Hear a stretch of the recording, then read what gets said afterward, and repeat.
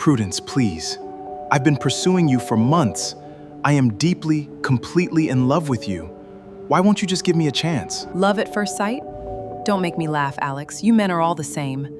You play the part of the perfect, patient gentleman until you get what you want, and then the mask slips. I am not those other men. I don't care what happened in your past, Prudence. I am here and I am real. I am telling you the absolute truth. I love you. If you give me your heart, I swear on my life I will never break it.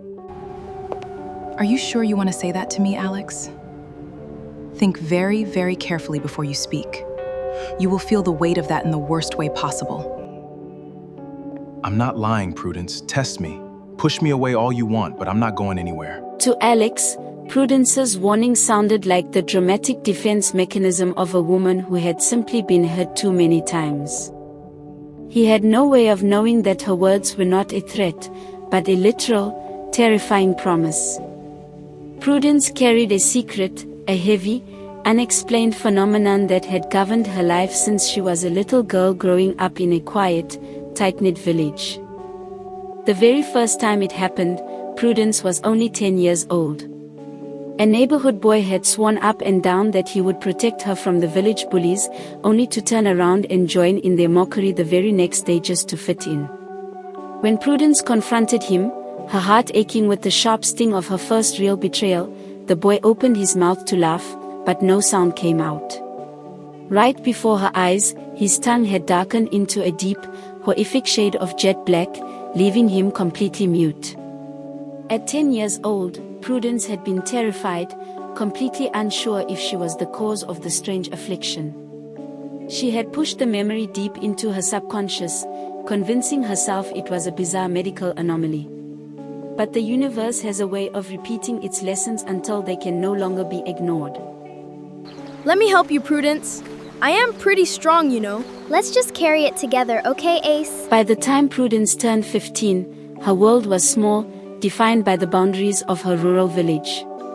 There wasn't much for teenagers to do, and her peer group was tiny. That was when Eustace entered her life, though he strictly insisted everyone call him Ace, a nickname he wore like a badge of honor to hide how much he despised his real name. Ace made it no secret that he adored Prudence. He would wait for her faithfully outside the school gates every single afternoon, his face lighting up the moment she walked through the doors. Initially, Prudence just laughed off his relentless flirting. Whenever he would look at her with big, earnest eyes and declare that he loved her, she would roll her eyes and change the subject. But slowly, imperceptibly, his constant presence began to weave its way into her heart. Her days felt brighter when he was around, and she found herself eagerly looking forward to the sound of his laughter echoing down the village paths. They became inseparable, anchored by a deep, unspoken bond. Ace kept promising her that one day, when they grow up, she would be his wife. Prudence never admitted her feelings out loud, nor did she deny his claims. She simply allowed herself to care for him, feeling safe in his affection. Change came to the small village when a company from the nearby town sponsored the construction of a brand new internet cafe. It was a massive event for the local children, providing them a gateway to the outside world to do their schoolwork. Naturally, Prudence and Ace became regulars, spending hours side by side practicing what they learned in class, typing furiously and sharing a single pair of headphones. But the sweetness of those afternoons didn't last. One day, Prudence stood at the village entrance, the midday sun beating down on her as she waited for Ace. Minutes turned into an hour, but he never showed up. Disappointed but determined to study, she walked to the internet cafe alone. As she sat by herself at a cubicle, the silence felt heavy without Ace's quick wit and constant teasing. Then, a familiar sound sliced through the hum of the computers, a distinct, booming laughter that made her heart skip a beat. The voice sounded close, then distant, floating over the partitions. Unable to shake the uneasy feeling in her chest, Prudence quietly stood up and peeked over the neighboring cubicle. The sight before her felt like a physical blow. There was Ace, completely captivated, surrounded by two girls from a neighboring village. He was leaning in close, teaching them how to use the computer, his face flushed with an attention-seeking grin. Prudence didn't call out to him. She simply sat back down, waiting out the session in agonizing silence. When she finally saw him leave, trailing behind the two girls like a puppy, she followed them outside, only to lose them in the crowded street. After waiting at the corner to see him again, she walked home alone. For the next week, Ace vanished entirely from Prudence's life. Stung by his sudden abandonment, she threw herself into her studies, determined to focus solely on graduating high school. But fate demanded a confrontation. Leaving the internet cafe one evening, Prudence spotted Ace standing with a group of teenagers, including the same two girls from before. Longing to see him, she called out his name, stepping toward the group. Ace froze, his eyes widening in panic as he looked at her simple clothes. One of the boys next to him chuckled loudly, asking Ace if he actually knew the girl who was always wandering around by herself. Ace, you know this girl, bro. She always doing everything by herself, like a loner. A loner! Prudence rolled her eyes, expecting Ace to clear the air.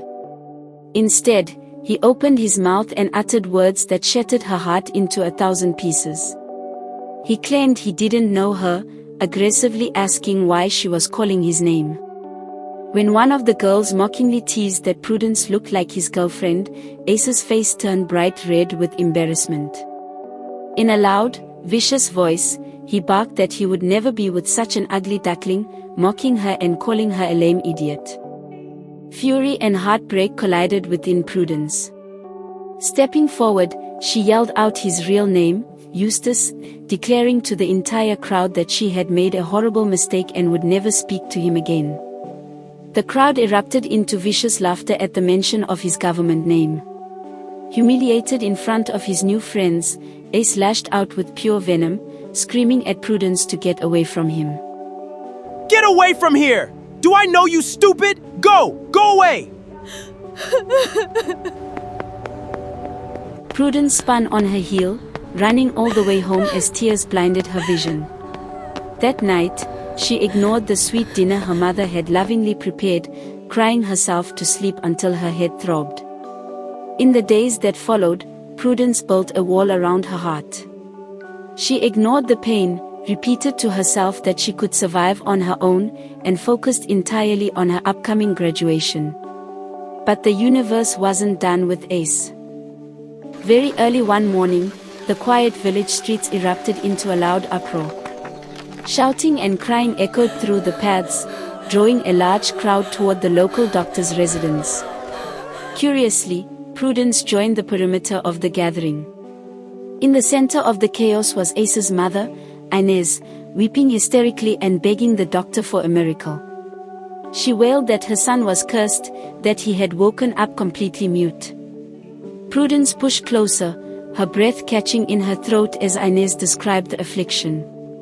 She screamed to the heavens that her son's tongue had turned pitch black overnight, rendering him entirely incapable of speech. Standing in the crowd, a cold dread washed over Prudence. This was the exact same thing that had happened to the boy when she was 10 years old. Walking back to her house in a daze, she racked her brain, putting the pieces of the puzzle together. The incident with Ace had happened days ago, yet the punishment had only just manifested. She realized then that the phenomenon was real, and it was tied directly to her.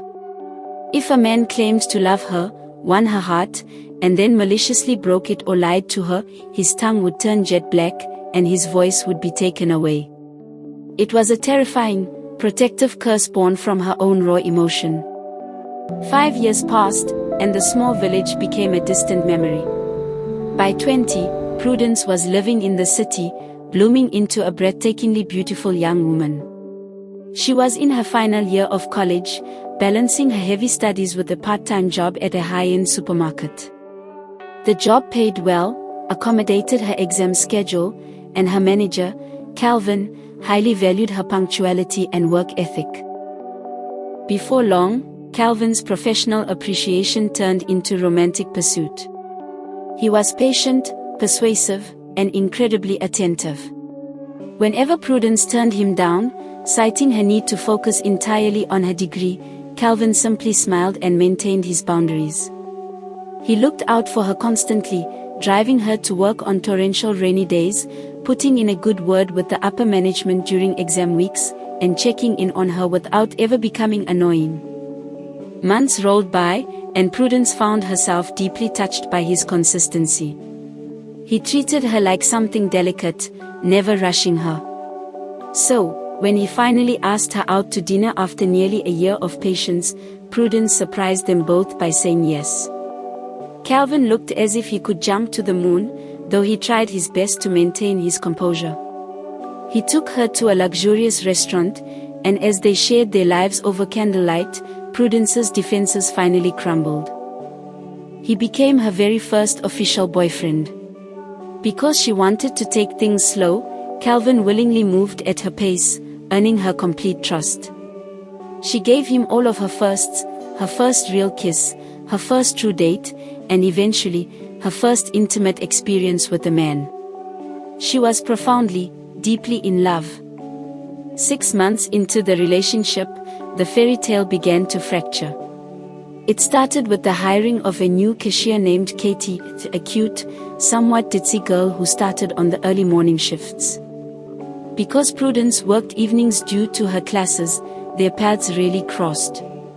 But soon, Calvin's behavior shifted. One afternoon, Prudence went to his office for their usual lunch date, only to find it entirely empty. When she finally saw him later, he was walking side by side with Katie, who was looking up at him like a smitten puppy. When Prudence confronted him at the end of the shift, Calvin looked exhausted and defensive, claiming he had run into an old childhood friend. Then came the broken promises. He stopped picking her up for work. He began missing their dates entirely. One afternoon, Prudence witnessed Calvin and Katie going in his car, disappearing for 3 hours before returning to the store looking completely worn out. Seeking clarity, Prudence walked straight into his office and asked him why he was spending so much time with the new girl. Calvin snapped, fiercely asking if she was accusing him of something, stating coldly that he didn't owe her an accounting of his daily life. 3 hours, Calvin! What took 3 hours to handle, huh? I am a working man, Prudence. Do I need to give you a timetable of my day? It was their very first real fight, and it marked the beginning of the end. He stopped answering her texts and rushed her off the phone at every opportunity. The breaking point arrived on a quiet afternoon. Driven by anxiety, Prudence stormed into Calvin's office during her break, determined to demand the truth. She pushed the door open, only to freeze in utter horror. Calvin was sitting in his chair, and Katie was sprawled across his lap, the two of them kissing passionately. Instinct took over. Prudence grabbed a heavy stack of papers from his desk and hurled it directly at them, screaming at Calvin for his betrayal. Calvin didn't apologize. Instead, a vile, venomous expression overcame his face. He unleashed a torrent of deeply disrespectful insults, shouting that he was utterly fed up with how boring and unspontaneous she was, mocking her boundaries and claiming he was tired of always having to beg for her affection. Everything is boring with you. I am tired of the lame and boring things you do. The disrespect was so raw, so uncalled for, that Prudence's hand flew across his face in a resounding slap. She turned and ran out of the building, whispering fiercely to herself that she hated him, locking herself in her apartment for the entire weekend, utterly broken. The following week was a blur of tears and heavy studying. Supported by her close friend, Blair, Prudence tried her best to piece her life back together. To clear her mind, Blair dragged her to the city mall for a weekend distraction. As they walked past the upper-level shops, a sudden, violent commotion erupted on the ground floor. Shouts echoed through the atrium as people scrambled away from a storefront.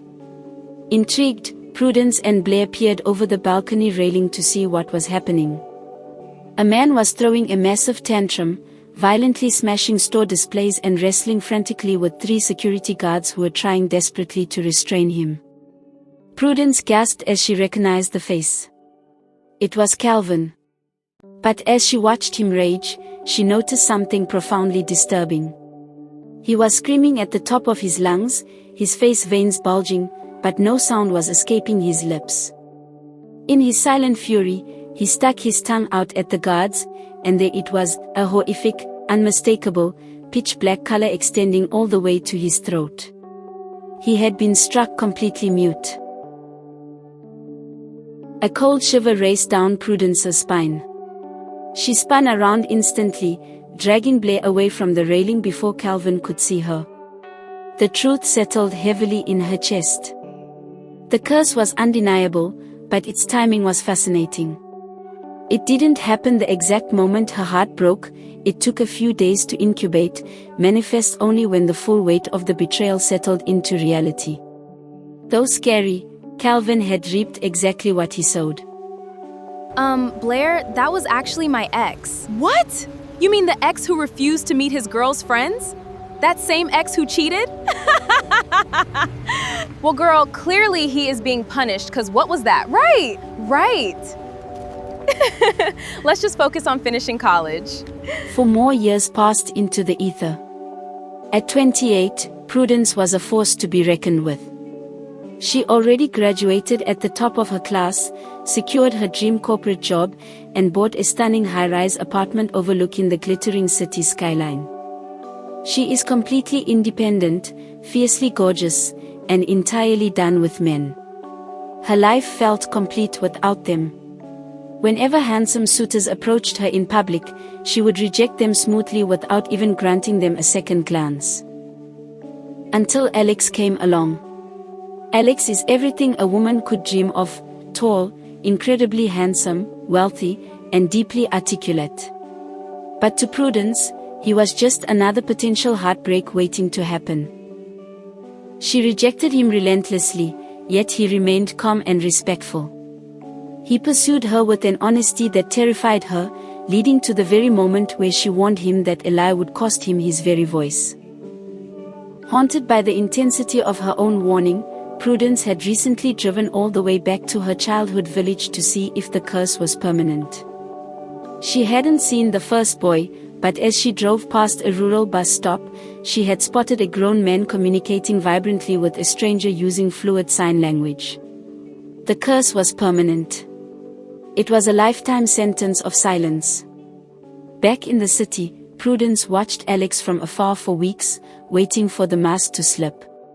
She watched him when he thought no one was looking, expecting to see the deceit. But all she saw was a genuinely kind man who simply wanted to love her. When he asked her why she hated the concept of love, she looked him dead in the eye and told him that men always change, warning him one last time that if he was pretending, he would regret it for the rest of his days. Love itself may be real, but you men don't even know how to commit. Not all men, Prudence. Once I am in love, I care for and cherish my woman. Alex didn't run. Instead, he took her hands into his own, stepping out in the cool evening with her. He looked into her eyes, his voice steady, pouring out his entire soul. He whispered that he was willing to take whatever test she required, because his love for her wasn't a game, nor was it temporary. He loved every single thing about her, from her fierce mind to the beautiful, coily crown upon her head. For the first time in her entire life, as she stared into Alex's eyes, Prudence didn't feel that familiar, suffocating tightening in her chest.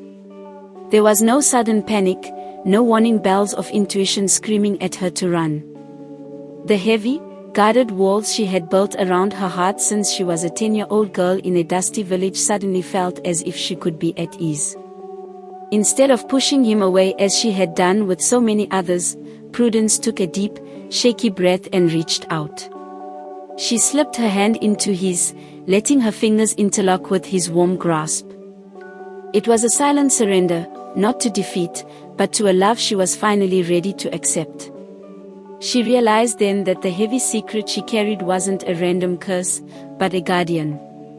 It had ruthlessly cleared the liars from her path, keeping her safe until she met a man whose words were as solid as gold.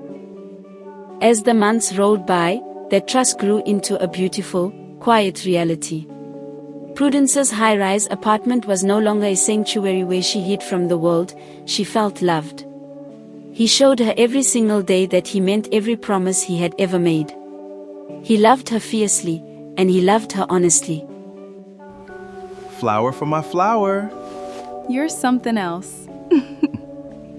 One quiet evening, as Prudence sat out on her balcony looking at the peaceful, glittering city, she felt a wave of gratitude wash over her. Her phone buzzed in her hand with a simple, loving message from Alex, and a soft smile touched her lips.